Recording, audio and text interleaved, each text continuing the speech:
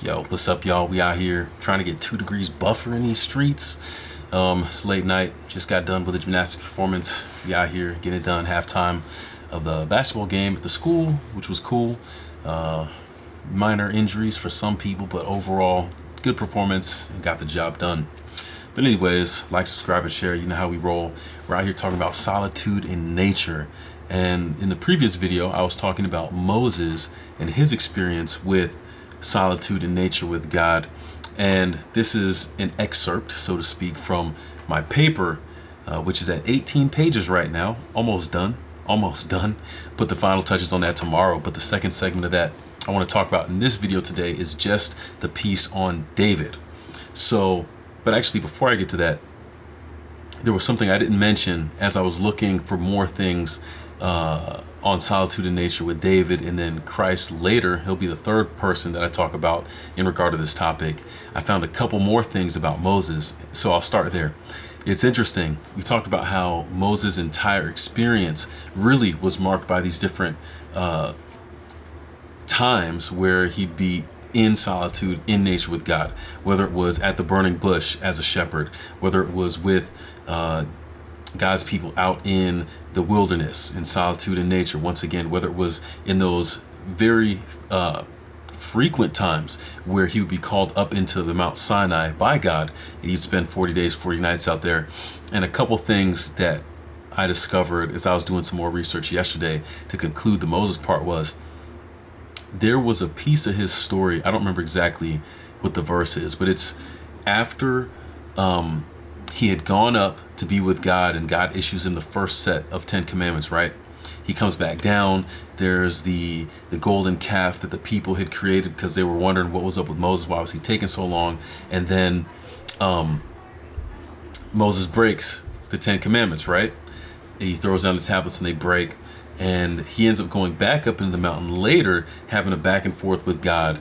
And this instance where he's in solitude in nature with God, there's like a bargaining going on where God is like, these people, they're taking everything for granted.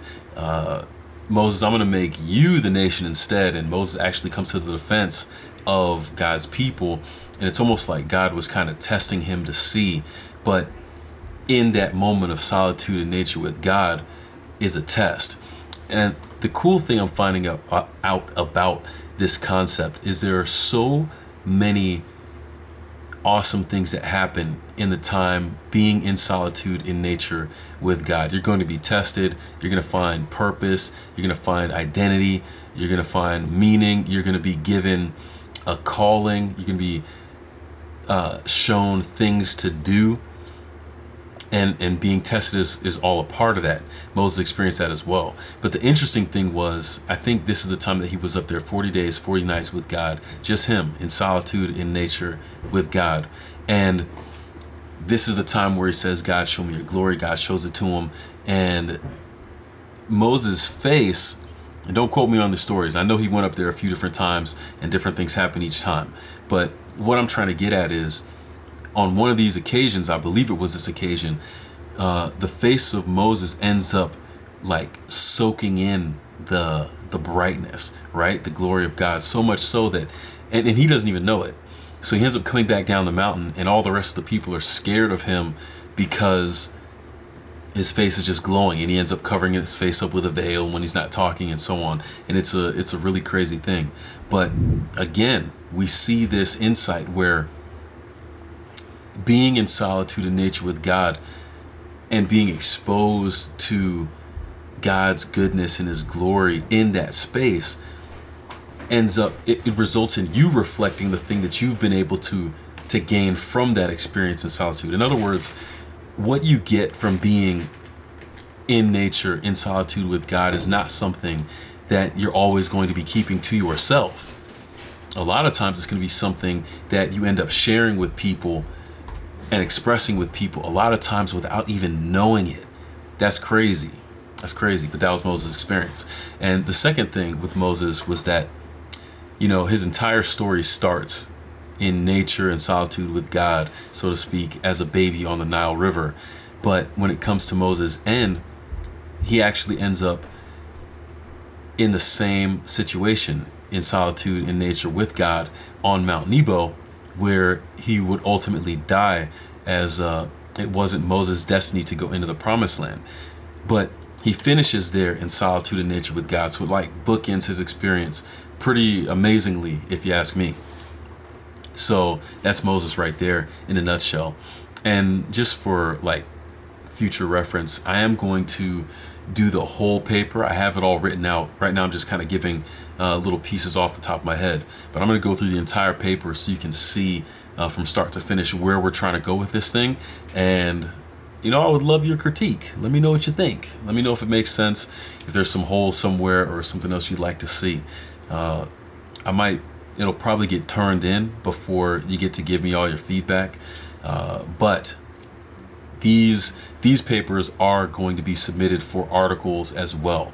So there might be some refining and some things I can do. And I would love to know what you guys think about it, how well the paper will be received. But let's go on to David here. I don't want to take too much time with this, but David's experience also, it's really interesting because he also starts out as a shepherd, right?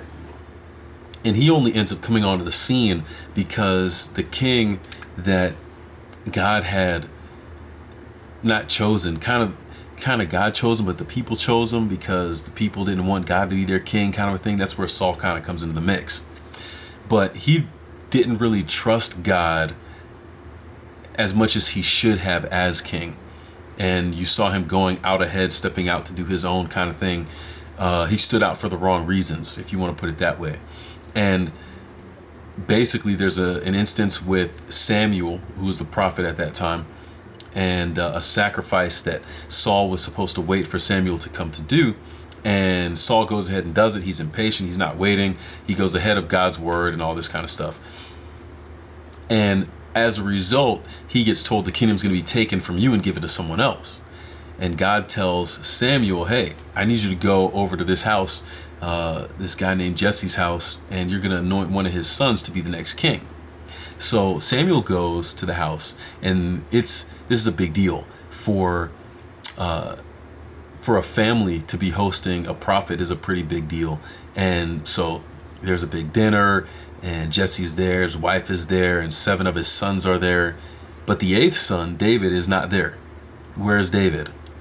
Well, he's out in solitude in nature with God. He was a shepherd, and he was out there still taking care of the sheep in this moment where the rest of his family is having this grand experience with the prophet.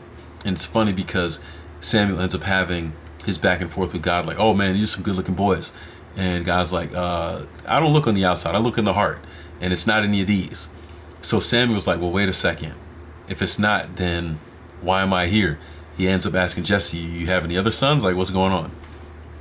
And Jesse's like, well, yeah, I do have one, but he's out in the field, like he's taking care of the sheep. Bring him to me, Samuel says. So he brings him in, and David ends up being the chosen one, anointed to be king.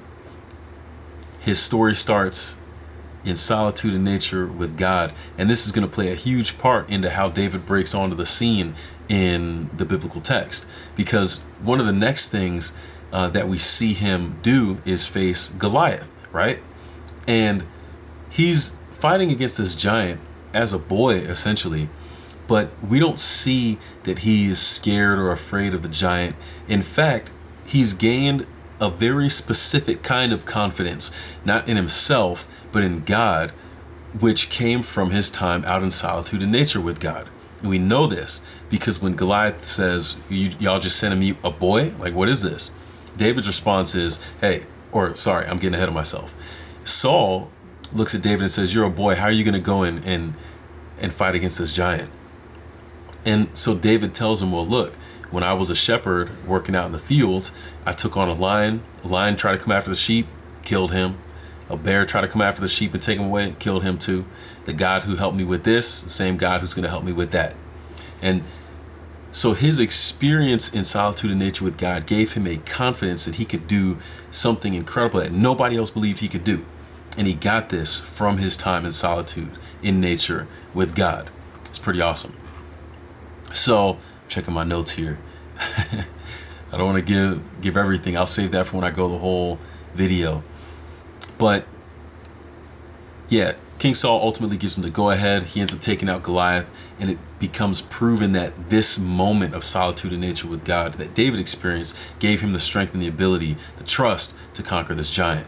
Now, everyone starts praising David for what he does, and Saul gets jealous, and so he starts trying to hunt down David and have him killed. And where does David go?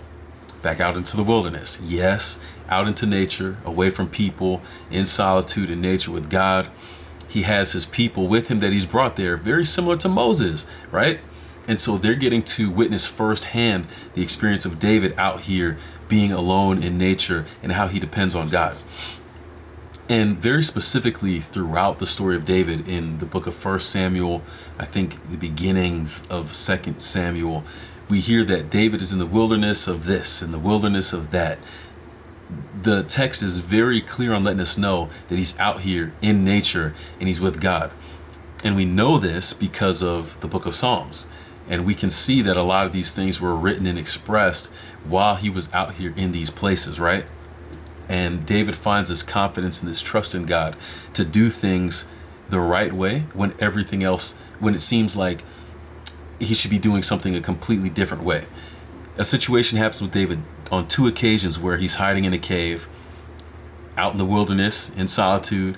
He's back in there with his men, and Saul, in his hunting of David, ends up going into the cave, the same caves that David is in on both occasions, right?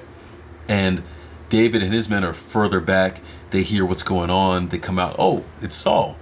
The guys are like, yo, man, you should kill this man. Take your throne right now. And David is like, no, I'm going to let him know that I could have, but I'm not going to. You know the kind of restraint that takes? Most of us in a position like that, hey, we'd be probably trying to take the throne. We can be honest. But this confidence and this trust that David has from spending this time in solitude with God, this understanding that I can trust you to come through for me.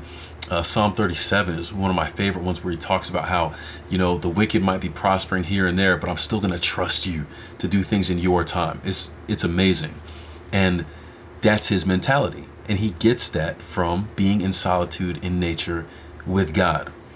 Saul ends up realizing, oh man, like I could have been in it right now, but he's actually not trying to be against me, even though I'm against him. This entire mentality that David, this position that David is taking, is inspired because of this time that he has alone with God out in nature. And it changes the way that he views things and the way that he's willing to trust God instead of his own ability. Let's see. Fast forwarding ahead. What do we have? Yeah, I would say Psalms is my favorite book. If you read through that, you can see how David talks about nature in particular and God's creation. And you can see that he has a very respectful, like a full of awe mentality when it comes to nature and God's creation. He loves it and he compares it to a lot of different things.